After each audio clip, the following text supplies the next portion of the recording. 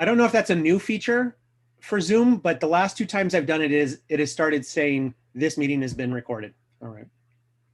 Anyway, all right. Well, welcome to season 2 of our Bible study, and I just use this word season to kind of denote that we're trying to chunk some of these things into groups. Obviously, it's not like the old school TV seasons where we would do 28 episodes. Rather, it's just a kind of a discrete chunk of material that I thought we would cover in a given time period, mini series, yes. And in this season, we're going to cover a little bit more of Genesis. And so in season 1, in case any of you missed it or anyone stumbles onto this video, tomorrow or 3 years in the future, we did season 1 where we covered Genesis 1 through 5, and we went pretty deep through that. Actually, 1 through 6 rather, because we got into 6 verses 1 through 4. So we covered just a little bit into chapter 6, and that was fascinating because every week was something really deep, really rich for our exploration, and we tried to take it very, very deep. This particular season, we're going to go a little faster, in part because the material warrants a different speed for what we're doing. And so this season, we're going to begin with the flood, and we're going to cover the flood in 2 weeks, this week and next week, and that's covering 4 chapters by itself. Then we're going to cover basically the next 5 weeks after that. We'll cover Genesis 10 through 19. So we'll be averaging about 2 chapters per week. And at the end of every week, I will kind of remind you of what's coming up, and so that you can read in advance. So we're going to finish off this first section of Genesis and move into some of the patriarchal narratives. But I don't want to get ahead of myself. I want to kind of back up. So from season 1, I think there were a lot of things that I wanted you to take away from season 1. And if I had to give you my top 5 things I wanted you to take away, it would be these things. Some of them are attitudinal, and some of them are specific to the Bible itself. So first, the first thing I wanted you to take away, if you had paid attention in season 1, it was that the Bible is a collection of materials from ancient Israel, and they are sometimes unified in their voice, and sometimes they're very diverse in their voice. So that's one thing. Lots of hands went into the making of the Bible. Actually, that's jumping into number 2, right? Many hands. It wasn't just one person who sat down and wrote everything or received inspiration from God and wrote everything God wrote. There was a lot of opinions and ideas and shaping of material that went into the Bible.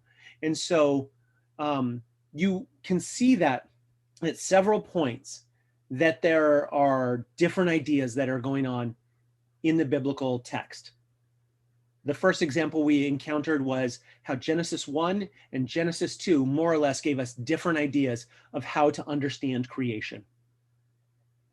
Okay, the third thing is really an attitudinal thing. It is the idea that the Bible can be hard. It can be very difficult, but it is reasonable for thoughtful people to come to different conclusions. That's an important thing because it reminds us that we want to be humble in our in the journey of understanding the Bible, that we want to come to a good answer. We want to dig in and we want to see if we can come to some solutions that work for us. But at the end of the day, maybe somebody else is going to see it differently, and we want to honor those different interpretations, so long as people are not being abusive with their use of the Bible, right? If someone is just has an honest to goodness different opinion, okay, we can live with that. If someone wants to use the Bible in order to abuse other people, that's when we can have a problem with those differences. But in general, thoughtful and reasonable people can come to different conclusions. The fourth thing that I wanted you to take from the first season and the first half of this second season is that the portion of Genesis that we have been examining to this point and for the next couple of weeks is part of a genre called mythology. And the reminder is mythology does not mean untrue. Mythology is a genre type that tells us about what kinds of material is being covered, which is typically the beginnings of the world, the cosmos, beginnings of mankind, and the way in which characters end up being portrayed within the text, which is often very flat, not a lot of psychological depth that is going on there. So mythology is the genre with which we've been dealing so far and we'll deal with for a couple more weeks. And then the fifth thing that I wanted there to be a takeaway is that Genesis 1 through 11 especially is largely set in the historical context of the Babylonian exile, at least in its final form.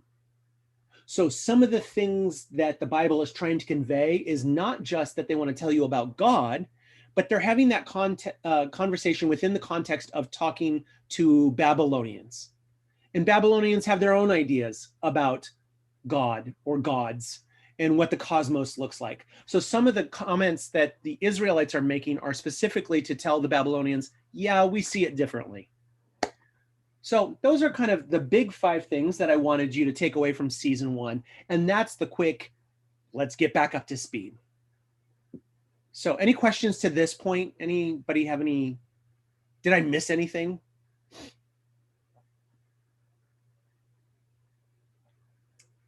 Okay. Well, wait, no, I have a question. Please, go ahead. So I just want to make sure that, sorry, I don't navigate Chris's computer well yet. So to be clear, you said Genesis 1 and 2 is talking to the Babylonians, saying that we believe something different. That's a voice we should consider. Yeah, at least certain parts of like Genesis 1 in particular seems to be a conversation with the Babylonians. Genesis 2, maybe not quite as much, but okay. There is this notion that much of this part of the text is reaching its final form while they are approaching or in or immediately after the Babylonian exile.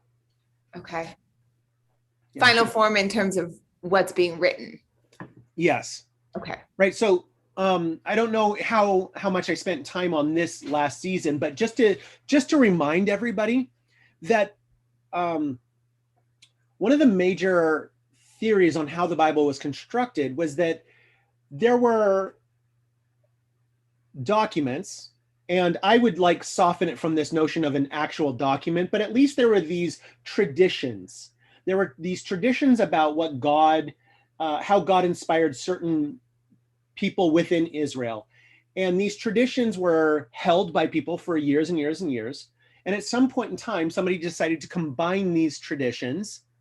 And sometimes those traditions were left kind of on their own within the text. And it's kind of like that tradition might have changed over time. And whenever somebody decided to include it in something called the Bible, a biblical text, that's what they did. They just left it there.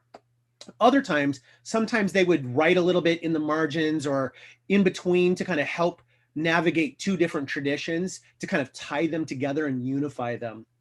But in short, like in Torah, you effectively have what might be considered 4 traditions and perhaps one other voice that kind of was helping unite them all together. So that's kind of basically, that process may have taken years, right? Those traditions may have been around for a very long time, but it's that 5th voice that kind of tied them together and might have written some things to make it unified. That is happening in the Babylonian exile context. Are we good? Cool. All right. Just one more reminder here then about what we're doing here. Again, in case anybody stumbles upon this video at some point in time, this is a Bible study. This is not a class. So engagement is encouraged. You don't have to do homework, although, read the biblical text. That's good. So this is a Bible study, whatever that means for you, whatever that means for me.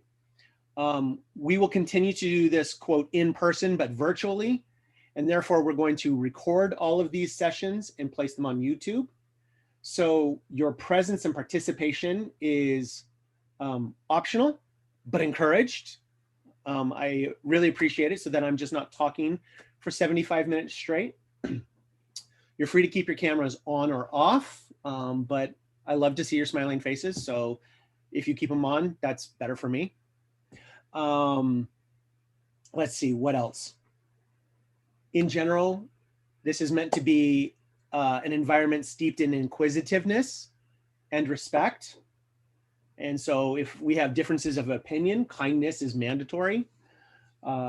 We presume not only of one another, but of the sources that we read, the commentaries or the articles that I read in preparation for this. We always presume that they are doing this with positive intent and earnest reflection, so that we don't presume they're trying to undermine our faith because they say something we don't like. Questions, disagreement, and challenging ideas are all acceptable. This is intended to be a safe space, or as we like to say at Harbor, a brave space. And so, kind of wrapping up this first section, one more time, are there any questions, comments, or snide remarks?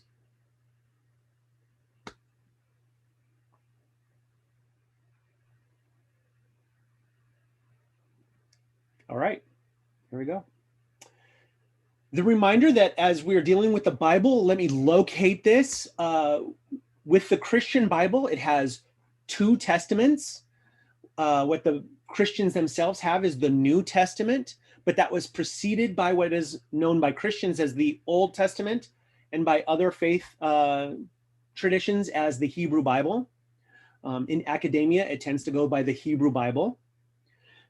It is functionally identical to the Old Testament. There are minor differences between the two, and it's mostly about where the verses are numbered sometimes. That's the biggest difference.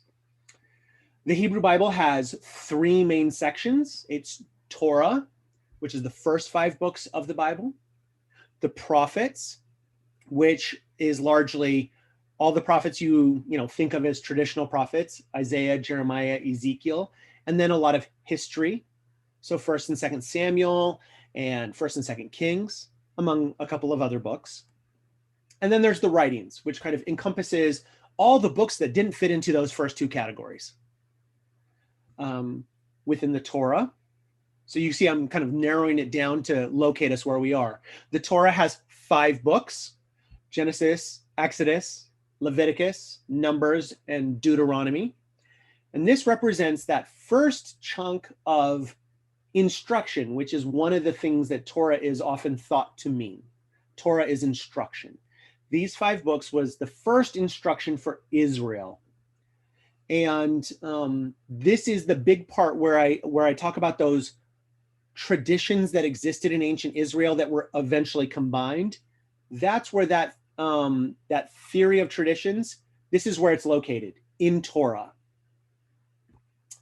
And then within Genesis, the first book of Torah, I like to broadly state that there are 2 main sections.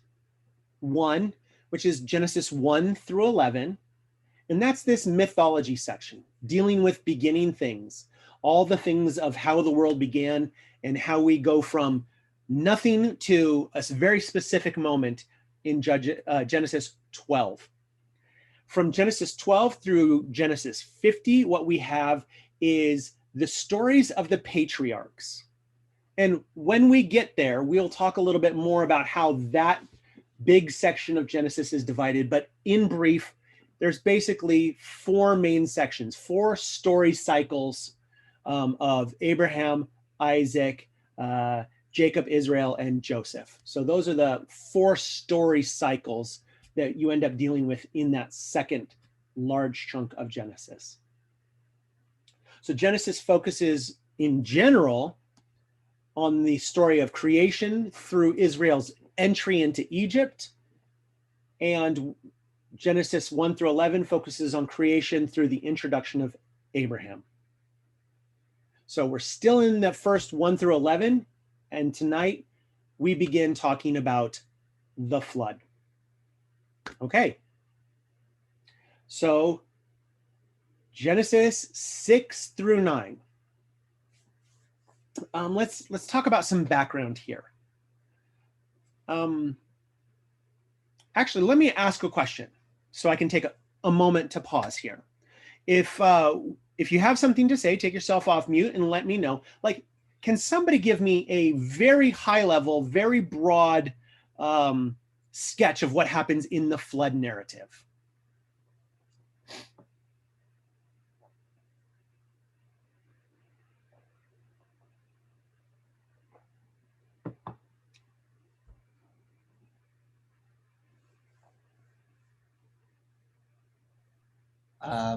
Something crazy happens with some weird spiritual beings and humanity, and humans also do some really sketchy stuff, and God is disgusted and says, well, it's enough of that, and shuts it all down with a big flood, but preserves one family outside of the flood to repopulate. And do some more sketchy stuff. And right preceding some more sketchy stuff. Yeah. Yeah, that's good. How about the part from the God's made a resolution to send a flood to the sketchy stuff after the flood? Like, can you unpack that for half a moment? Well, so that's lots of rain and building of an ark. So building of an ark, warning of Noah and his family, or Noah, to build an ark which will rescue him outside of the waters. Then he sends rain, like 40 days or something, and then all the animals are obviously gathered, right, in their kinds, types, and pairs or whatnot, in order to preserve them. So we've got animals that we've got to preserve. What else do we got going on? Yeah, sending out a bird. That's pretty cool. A couple birds. Yeah. And what am I missing? The water goes away. Yes, and you're waiting for the water to recede. Yeah, that's a pretty good. That's a good description of kind of the overarching part of the story. So we're going to dive into that. What we're doing tonight is kind of staying some high level stuff. I want to draw some comparisons to other flood narratives. I want to talk about the large scale organization of the flood narrative. And I want to talk about some specifics of the way a couple of traditions might have been combined in the telling of the flood story, that is. So that's what we're doing tonight. Next week, we're going to dive into details. And so we'll kind of try and engage particular parts and interesting words and things like that. But so tonight kind of remains high level. Now, I presume all of you have heard of the idea that there are flood stories that have kind of occurred everywhere in the world. And this is true. But I want to tell you a little bit about where they come from. And maybe this will be a little bit instructive as we reflect on this later. So in Africa, there are a number of flood stories, primarily with the Kwaya, the Mbuti, the Maasai, and the Mandin and the Yoruba peoples. Egypt also has a flood story, and that's where the god Ra and his daughter Sekhmet kind of engage the flood and do a whole bunch of things there. We won't spend a lot of time with that, but just to know that Egypt has a story as well. In the Americas, there are several indigenous peoples that have flood stories, and they range from the Inuit to the Cree, for instance. And then for us here in the Southwest, notably the Hopi have a flood narrative. And that one's known as the entrance into the fourth world. Now, what's really interesting about this is that it seems to have one thing in common with the biblical flood narrative, in that there's this kind of similar canceling out of evil people. And it's only the good-hearted people who are able to make it into the fourth world. And that's interesting, right? It's not exclusively about morality, but those who are moral make it through the process. There does seem to be a sense of travel in that story. So as they move into the fourth world, they're moving kind of from one place to another, which will become their new home. So that's the Americas, very briefly, very broadly speaking. In Asia, and when I'm speaking of Asia, I'm speaking outside of the ancient Near East. There are some stories from China, India, several pockets of Southeast Asia, and even some of the places like Indonesia and the Philippines. So those are some of the places in Asia that have flood stories. And Oceania also has a couple of flood stories. And lastly, I want to mention Europe. This really struck me as very interesting. In Europe, the only real places that seem to have flood stories that made it down to us. So I'm not suggesting that they didn't have them elsewhere, but the ones that came down to us are from the Norse, so kind of Scandinavian region, and the British Isles. But there's nothing really in mainland Europe that came down to us. We don't have like German flood stories or French or, Italian flood stories. So that's kind of an interesting thing to note. When I was looking through this is total speculation. So do not take this one to the bank, because I would like to chase this down far more than I have. But what I noticed is that there's kind of two things that happen with the two ways you could categorize the people who have flood stories. Makes sense when you think about it, right? One, they are in places that are very close to the ocean, or in the ocean, islands, or they tend to be in river valleys. It's very logical, right? But that's probably an important thing to keep in mind as we move through this study tonight, okay? All right, regarding the ancient Near East, we have some really interesting stuff that I want to share. There are several flood stories from the ancient Near East, and they are all interrelated in certain ways. So the first one that I want to mention is from Samaria. And I mentioned Samaria first because they are kind of the first peoples to have written things down in the ancient Near East. So they tend to have the oldest traditions, or at least the oldest recorded traditions. And they have a story called the Eridu Genesis. And the Eridu Genesis was found, was dug up in a place called Nippur in 1893. And it was written in Sumerian, and it was dated to about 1600 BCE. Okay, so that's interesting that it's about 1600 years before Jesus, but that's kind of late for some Sumerian documents, right?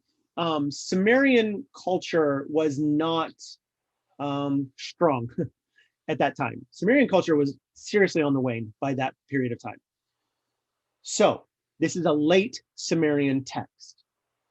The beginning of this text is lost. It's gone. I mean, that happens with clay tablets, because clay tablets, they break. I mean, you lose them, and that's what happens. So you deal with those gaps in the text. The story begins in the Eridu Genesis with several gods. Let me name them for you, at least a couple of them. On, who is usually the great sky god, Enlil, who is a pretty high god, Enki, who is a slightly, I don't know if I want to say like a younger god, often kind of a trickster god, I think. And then Ninhursag or Ninhursanga in Sumerian. And these gods are part of the group of gods that create both the Sumerians and a comfortable environment for them to live in. Does that sound familiar? Well, from that scene, later, kingship descends from heaven, and the first cities are founded. So we get the cities of Eridu and Bad Tabira and Larak and Sipar and Shurupak. Remember that name, Shurupak. It'll come up again. And then we have another big section that's missing, and we're not sure what happens in that chunk. But then when we pick up the text again, the gods decide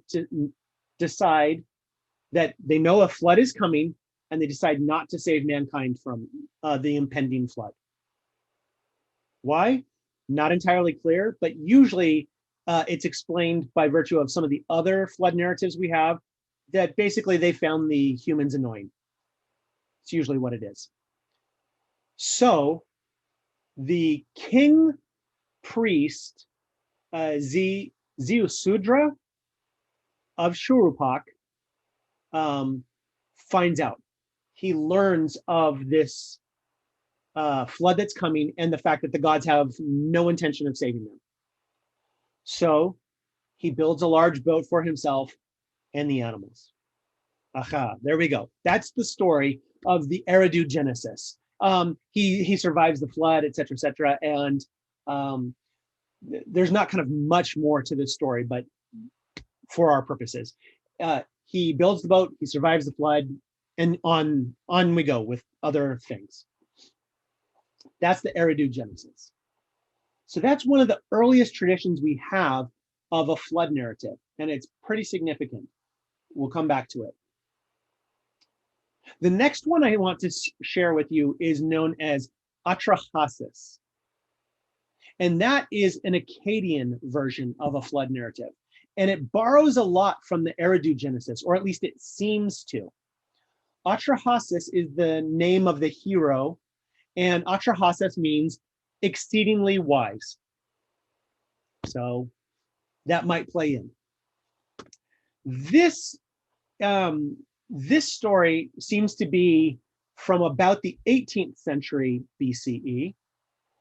This exists in multiple fragments, lots and lots of them, and they're found in several places, including what's known as a colophon, which is kind of like a scribal inscription at the beginning or end of a tablet from Hammurabi's great-grandson's reign. So you've heard the name Hammurabi, I'm sure, right? His great-grandson was also a king.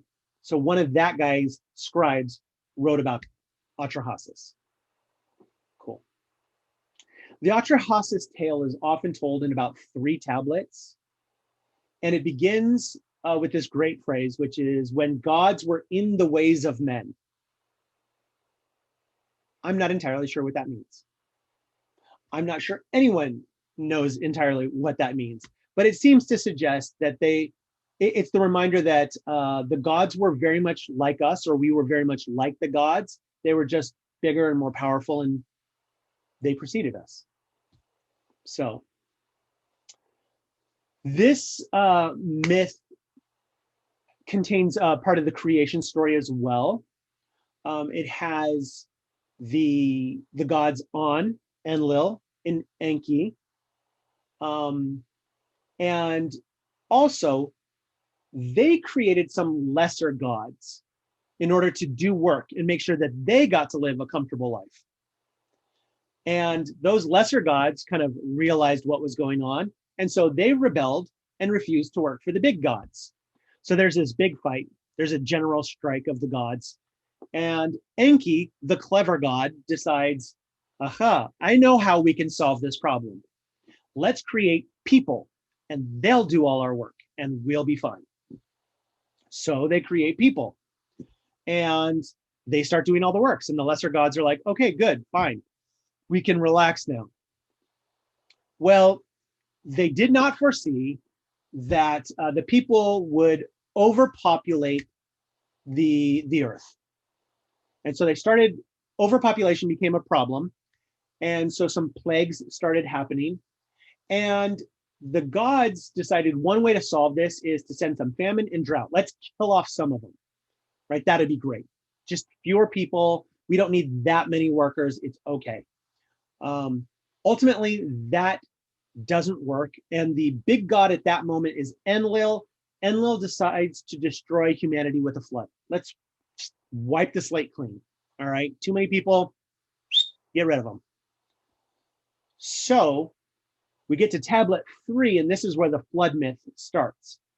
Enki, the clever god, decides that's not a good idea. He might have been invested in this idea that I was the one who came up with the idea for people, so I'm not really excited about you killing them all off. We're going to try and at least mitigate this big problem. So Enki warns the hero Atrahasis. And it's this almost comical scene where he has promised, he's kind of committed himself not to telling humanity. So the way he gets around this is he goes and makes sure that Atrahasis is standing on one side of the wall and Enki is standing on the other side of the wall, and he decides to tell the wall what's coming. Now, my problem is somebody overhears me. So Atrahasis overhears the conversation between Enki and the wall. Clearly, Enki was trying to warn humanity, but like was finding that legal loophole to get through. He tells the wall that, you know, somebody who wants to survive this flood should dismantle their house and build a boat. And this boat should be big enough for his family, the people who work on the boat, and the animals. And once they build this boat, they can go in and the boat will be sealed and be safe from the flood. Atrahasis realizes, aha, I have the solution, builds the boat, the workers, the family, the animals go in, and they're saved from the flood. So that is basically the Atrahasis tale. One more that I'll tell you about is, you might have heard of this story of Gilgamesh. Have any of you heard of Gilgamesh? Cool. Gilgamesh was supposed to be a king from roughly 2700 BCE, but most of the stories we have come from 1,000 years later, give or take. And the big part of the final version of the Gilgamesh story is this Gilgamesh trying to pursue immortality. And so he tries this, he tries that. He goes on all these adventures with his friend, and like, you know, he's not finding what he's looking for. And we get to tablet 11, and I should say, first of all, there are lots of versions of the Gilgamesh tablet. It has a very long history of being told in segments and then getting stitched together into one larger thing. So some people utilize the Gilgamesh epic to explain how the Bible came together. That's just kind of an aside briefly. But in in tablet 11, we get the flood story. And Gilgamesh is not the hero of the flood story. The hero of the flood story is Utnapishtim. So Utnapishtim survives the flood and does gain immortality, which really bums Gilgamesh out because he's like, I wanted that. He doesn't get it. And Utnapishtim's kind of not nice about it. He kind of rubs it in Gilgamesh's face a little bit later, but that's tablet 12. So we won't deal much with that. So the flood story in the Gilgamesh epic follows most of the beats that I've described in the previous two stories. There is a flood coming, and Ea, which is the kind of clever god in this cosmology, leaks the secret plan of destruction via the flood to Utnapishtim. So Utnapishtim learns of this story from Ea, receives the orders to build a boat, builds the boat, gets in it, and brings everybody who worked on it. They survive the storm and the flood. And at the end of it, he offers sacrifices to the god and gains immortality. Et voila, he survives. Those are the three I want to tell you about. I just want to tell you there's one more that kind of is out there. It's from a place called Ugarit. I love talking about Ugarit. It's one of my favorite places, but they had a story of a flood too, but it really has what I've told you about in these other three stories. The one reason it's interesting is because Ugarit, the first three are much more in Mesopotamia, right? In between the Tigris and the Euphrates, in that region. Ugarit is way over on the coast on the Mediterranean and much closer to Israel. And so that's why I mentioned that they had one of these stories too. It is also closer in time.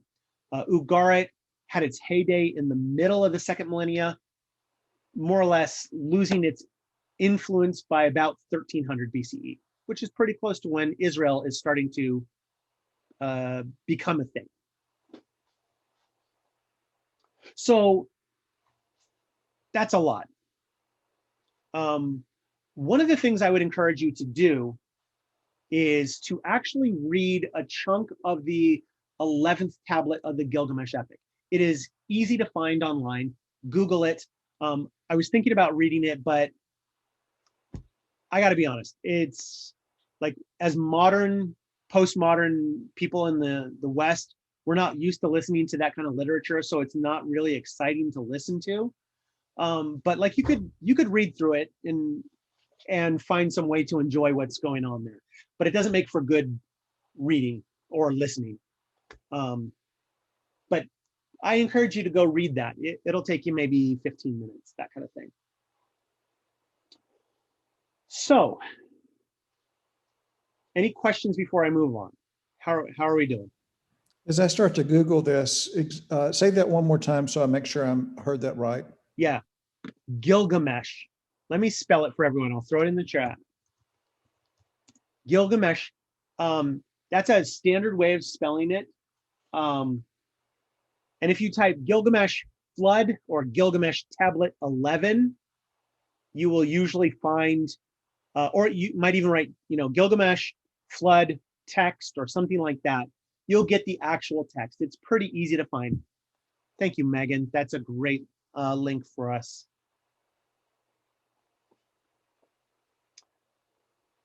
Any other questions before I continue on?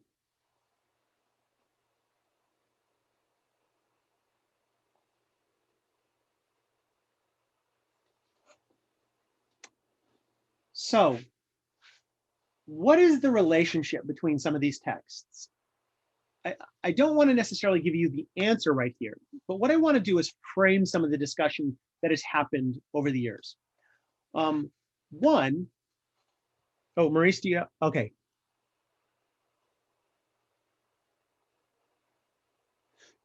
So Maurice's question is, do these stories share the work that the gods were doing that needed people to accomplish it?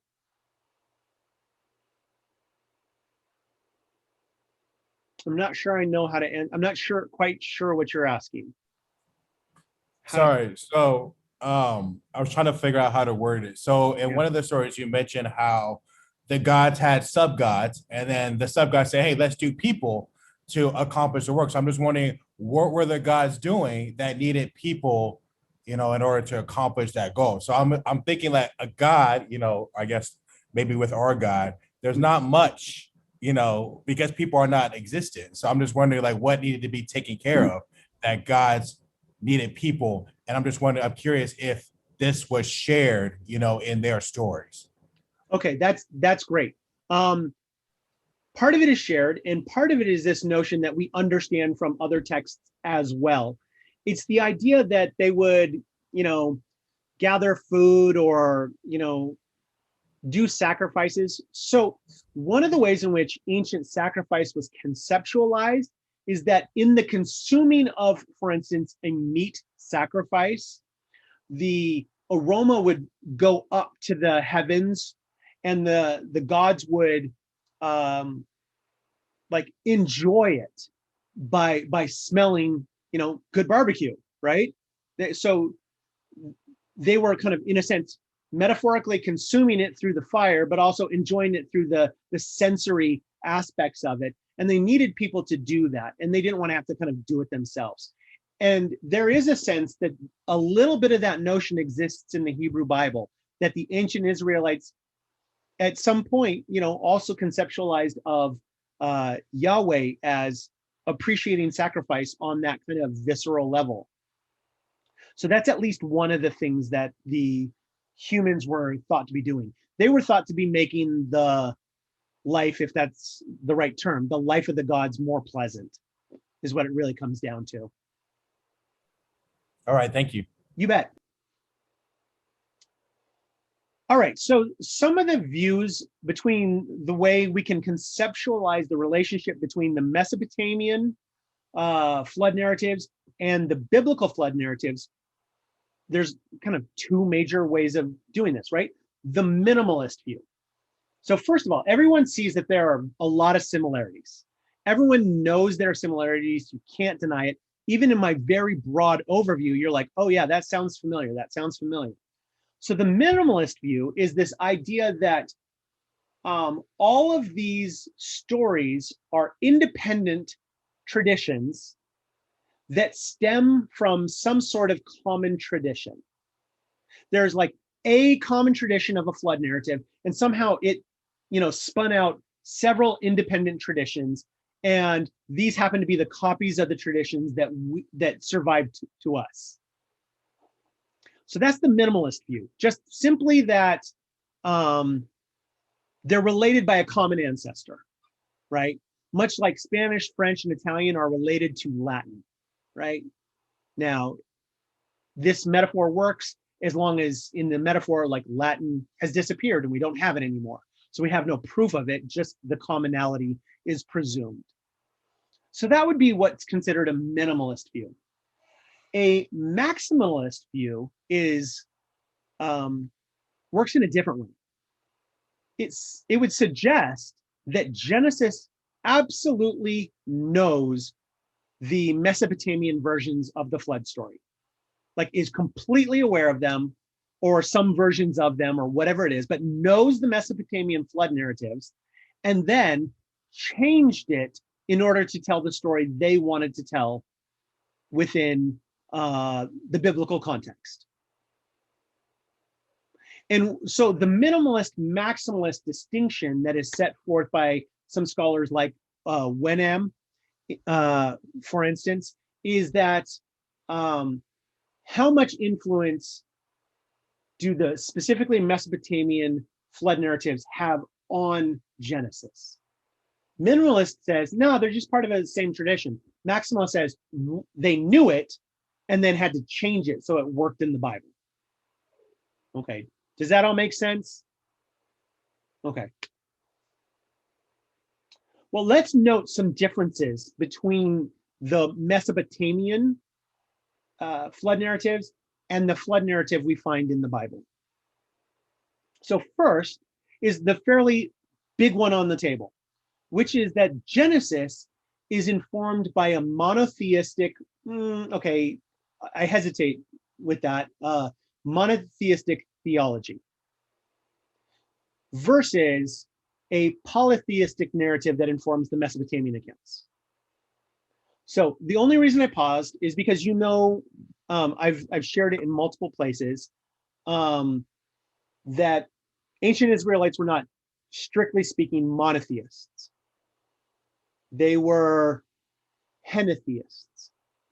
But for the purpose of this distinction, it's a context which says this one God was really in charge of the whole event versus the Mesopotamian ones that says there was a whole bunch. It was flood by committee.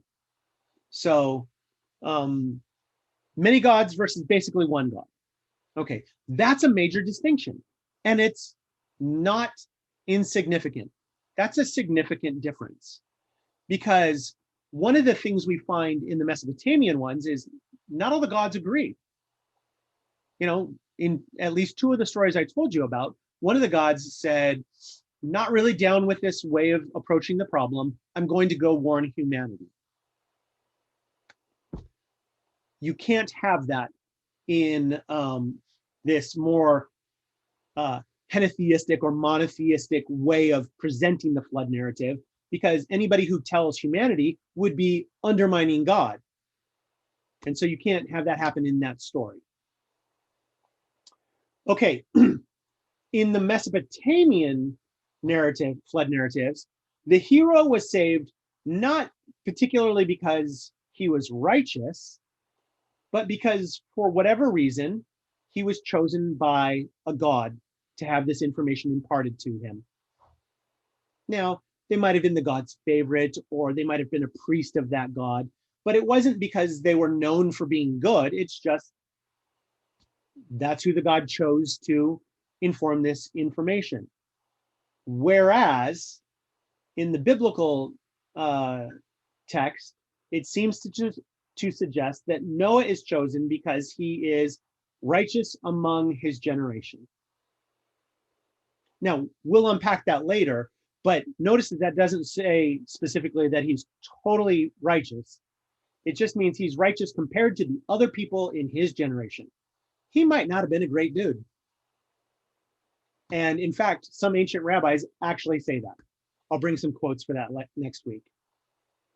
But at the very least, his selection is based on his righteousness. Okay. Third thing, I didn't mention this in the quick overview, but this is neat. In some of the stories, the gods were actually scared of the storm that was raging. They were like, and I don't know how scared, but they certainly were like, whoa, this is a big storm, not feeling so comfortable. Whereas in the Hebrew Bible, God brings the storm to an end the moment he remembers Noah, which suggests not fear, but like total control. Like, aha, I remember Noah. And by the way, remember doesn't mean like you walk into a room and you remember why you were doing something or whatever. No, it's more like he remembers. That is, he caused himself to reflect upon Noah. That's probably a better way of putting it than simply remembering. Okay. So when he remembers Noah, God says, all right, we're done. A fourth thing that I think is significant and is mentioned in the commentaries is that in the Hebrew Bible, a lot of the activity centers around God's actions, and Noah is kind of along for the ride. I mean, yes, he builds an ark, but it's not a lot of agency. Everything that Noah does is in direct response to the order of God, and he does it. In the Mesopotamian versions, the gods seem to take a little bit more of a passive role, and the heroes seem to take a little more active role. Now, take that with a grain of salt, because as I was reading that, I was not thoroughly convinced that that's a really strong division, but there might be something to it, and I would need to explore it more. But it's basically who is the most active player in each account. And in the Hebrew Bible, it seems like maybe God is. And in the Mesopotamian ones, it's certainly not clear that it's the gods that are the most active throughout the whole thing. The fifth thing is the rationale for the flood. In the Mesopotamian flood narratives, it seems to be population control / people are loud and annoying. I mean, which is totally true. Like the gods had a point. So there's that. Versus in the Hebrew Bible, it's more about the nature of humanity and that they're not acting according to God's wishes. So there's a morality component to it that is absent in the Mesopotamian ones. And then, as Chris rightly noted in his high-level summary, in Genesis, we get one family, whereas in the Mesopotamian flood narratives, we tend to get one family, but also the people who worked on the boat as well. So there's small difference there, but there are all these little changes that if they come from a common tradition, then the Israelites got a very different one. If it comes from Israel knowing some of the Mesopotamian ones, which I think is actually more likely, in my opinion, they've made some active changes to the way the story is told in order to convey some very particular things about God, about Yahweh. Would it also be talking that would it also be talking not just about God, but also about Noah? Because if these are like, if you're saying this is written later, like either in the exile or post-exilic, would this be a like Noah as an example, like seeking righteousness for the people who are either in exile or returning? Yeah, I think that's a good, whether or not it's the main point, it is one of those things that the Israelites like to slip in a lot, right? Oh, look, here's a guy acting in a righteous manner and he survived something bad, therefore go and do likewise, that kind of thing. So whether or not it was the main point, they sure worked that into a lot of stories. Yeah, it's like, when my cousins were young and they see the dead squirrel in the road, would use that as like the warning of don't cross, gotta look before you cross the street, sort of like, is Noah that for the Israelites? Could be righteous, or you're gonna get swept away. That's right.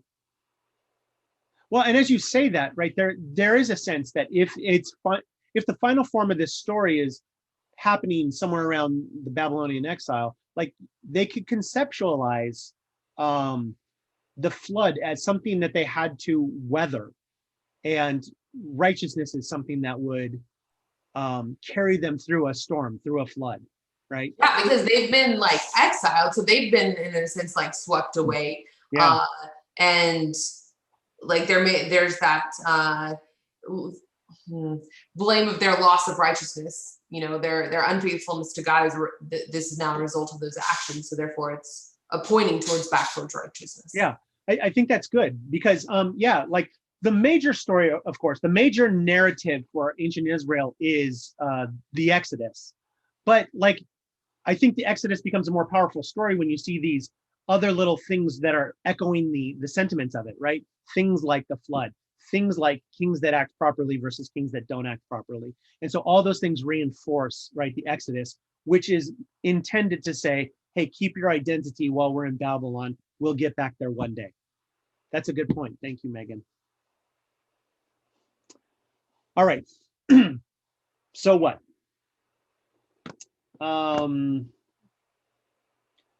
I think it's important to note scientifically that there is no evidence of a worldwide flood. So the question is often asked, what about local floods? And I mentioned before, like where flood narratives tend to have survived, tend to be places where like there were rivers to overflow, Egypt, the Indus Valley, the Yangtze valleys, things like that, and coastal regions where the sea rise or something like big waves, tsunamis could have contributed to some idea of flooding, and this is their whole world, so there might be something to that. Nahum Sarna, who I've quoted several times in the past, writes this. The following is a quote.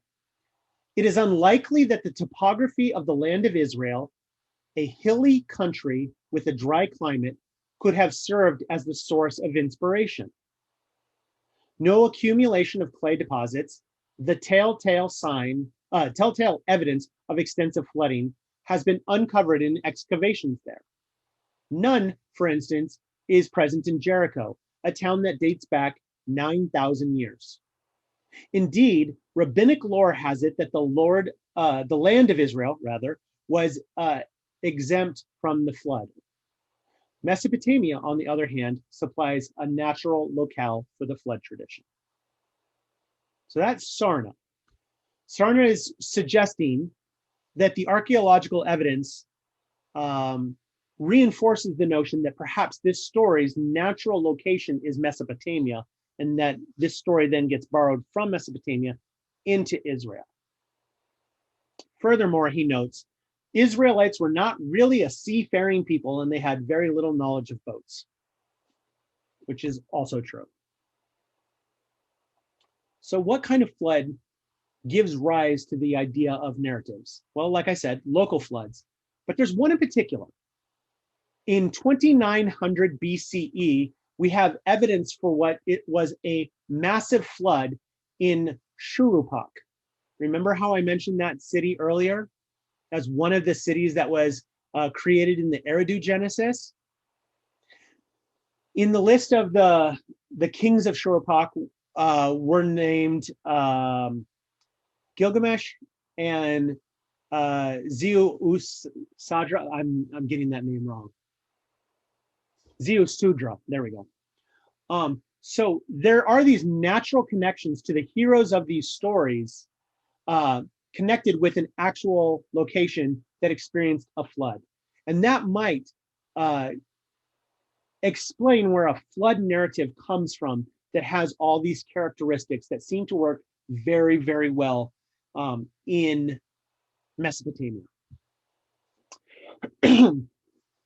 So,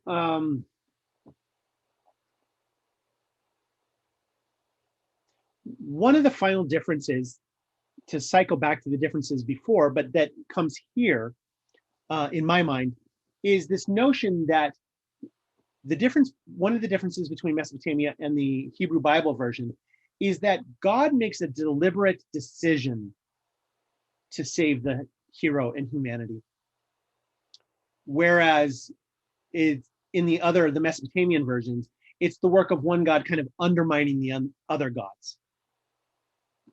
And so I think that kind of element to a story reinforces why Israel's taking this story that might have its roots in Mesopotamia, but says, I want to talk about a different kind of God. I want to talk about a God that is different from the gods that do this thing over in Mesopotamia. Our God deliberately, intentionally chooses to save humanity and makes a choice to do so. So that's a good place to pause. Do we have any questions at this point? I have a question. Yeah. So what are we supposed to take away, as I'm feeling that I'm left undone with this reality of the flood? So what do we take away from it? The fact that it is in Genesis, I mean, the beginning of all things. So what do we walk away as far as this and Noah and this whole entire patriarchy? That's a good question. So I think the takeaway is this, and I'll invite Amy to step in after I speak, if she would like to do so. I think the takeaway is the Israelites had a story of a flood that was depicted as worldwide. And that kind of thing is part of the common cultural memory of a people. And so they're convinced of its reality in the way that we're convinced of things that might be scientific or historical as well, even if we didn't experience it. But we believe them to be true because that's what we've been told. So they believe in this story of a worldwide flood. That is their cultural memory. But they are also convinced of a religious dynamic, of a God that is their God, who operates in the world different than the stories of other peoples. And so they say, I know you've got this story where your gods are doing all these things. We can agree there was a flood, but I've got a different and, in our opinion, better explanation for it. So they kind of say, no, it wasn't those gods, it was this God. And so that's how they take this cultural memory and reshape it in order to tell the story of Yahweh, who is the author of, creation, but also the author of this flood and ultimately then humanity's salvation. So I think it's hard to get away from that notion that the ancient Israelites absolutely, without a doubt, believed there to have been a flood, and that the story, until they got their hands on it, had been told incorrectly, and they needed to set the record straight. Does that give you something there? Yeah, it's a ledge, it's a little something. I mean, it's not like this firm foundation, but I guess it's where we kind of process and reconcile things. So yeah. Well, I don't know if Amy's able to hear right now, and I don't want to put her on the spot, but if she can, she will jump in. I would add. Oh, I have a question. Oh, please go ahead, Carrie. So then should we assume that they're all, whether they talk to each other or not, the Mesopotamian viewpoint, are thinking about one event and that it was global for all? Should we assume that that's their point of view? I think so. In that, the story is talking about a flood that is intended to wipe out humanity. And so for them, I know that they did not conceptualize of the world as large and as varied as we conceptualize of the world. So their whole world was destroyed because the gods were trying to wipe the slate clean. And so that's kind of the best I've got on that. The reason I ask, or one of the reasons, is because I recall having a conversation with some folks who asked about Genesis and how if you had Adam and Eve and then, their sons, like who did their sons marry or who else existed on the earth? But then also, as we're talking about populations of people after the flood, just kind of taking all of this with a grain of salt, of course, what it is that they believed, that there was nobody on the earth anywhere, because obviously there are lots of parts of the Bible that we just don't know. So it's just curious if that was the belief of all of these groups. That's where, I mean, I have to be honest in the sense that I have over time become comfortable with the notion that the Bible is written by people who did not have an omniscient perspective. And I think that's an important thing to keep in mind, because if you're able to get to that point, what you realize is the Bible's not trying to tell us everything about the world. Like you're saying, they don't know about other people groups. So they're not talking about them, but they are talking about it as if. And so we need to take it with a grain of salt that they don't know what they don't know. But then again, neither do we, right? In 100 years or 1,000 years, somebody's going to look at us and go, weren't they cute, right? They didn't know about this thing that we all discovered later. So from their perspective, they thought they were talking about the entire world, but they were not. So even though they were talking as if it was, that doesn't make it an ontological reality, right? So was it a flood that covered the whole world? No. Did they think it was? Yeah. It's the same question of creation. Like, where do Adam and Eve's sons get, wives or whatever? Well, from other people, obviously. But the other axis on which we want to kind of consider this notion is the fact that the ancient Israelites, one, were working with cultural memory, not scientific or accurate historical memory, but also they weren't trying to provide a accurate history / a accurate scientific explanation for all these things, including humanity. So I know that there are a lot of people who want to say, you know, the Bible explains the creation of the world. And therefore, if I find this like little hole in it, then I've got a problem. But I think that's because people have approached the Bible by miscategorizing it in the first place. They're looking for a scientific explanation because they want to be able to say, no, this has all the answers, when it doesn't. But it doesn't claim to either. And so that's where I think if we can do our best to properly categorize what the Bible is and what it's trying to accomplish, we can be much more comfortable with what it's not trying to do and saying that's okay. Yeah. Are there other questions before we go on? Or Where do you find the balance then, Corey, when we're talking about scripture being inspired by God? I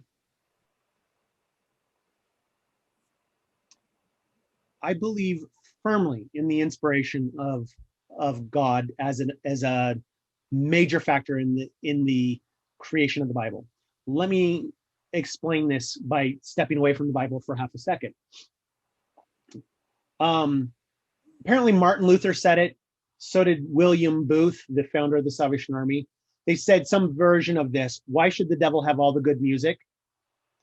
And what they did, what they said was basically like, go take bar tunes that people know and put Christian words to it, so that we can utilize this thing that's familiar to people in order to convey the message of the gospel. I find that to be hugely a response to inspiration of God.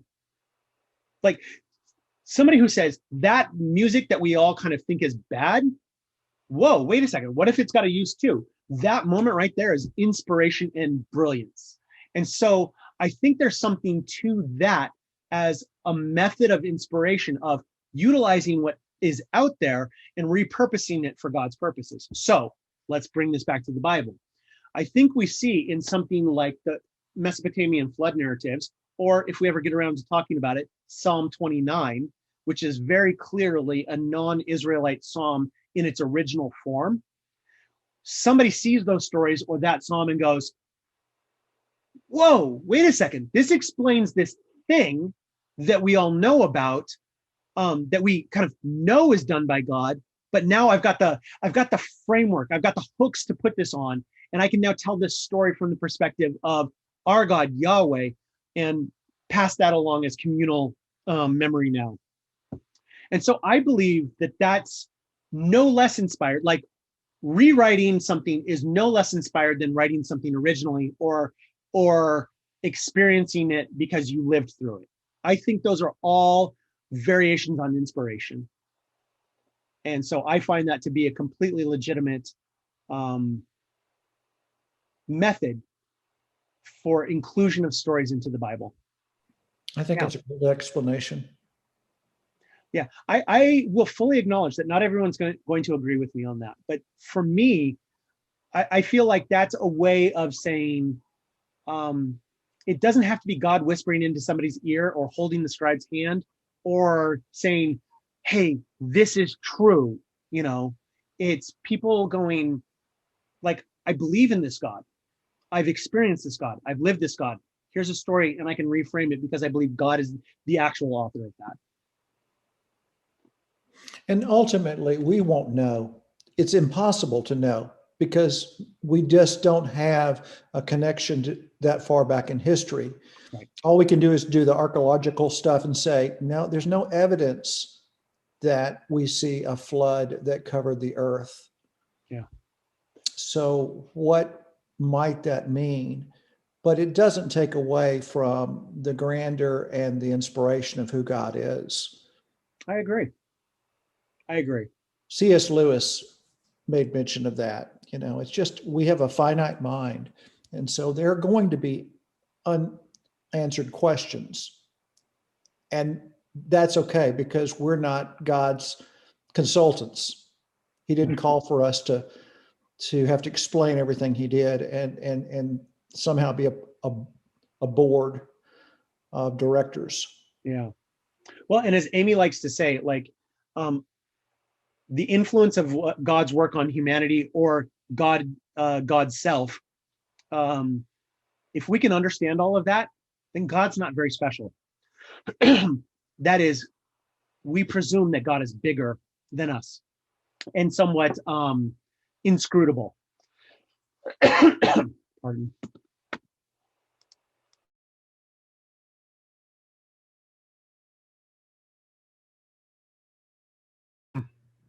Therefore, it's okay to not know everything. Oh my goodness. Dry. How many different things can Corey drink from during this one video? This is number 3. While you're drinking, my snide remark is, I don't like this. And that's it. I think it's just, yeah, you're not taught this. So for me, I'm a very factual person, a very logical person.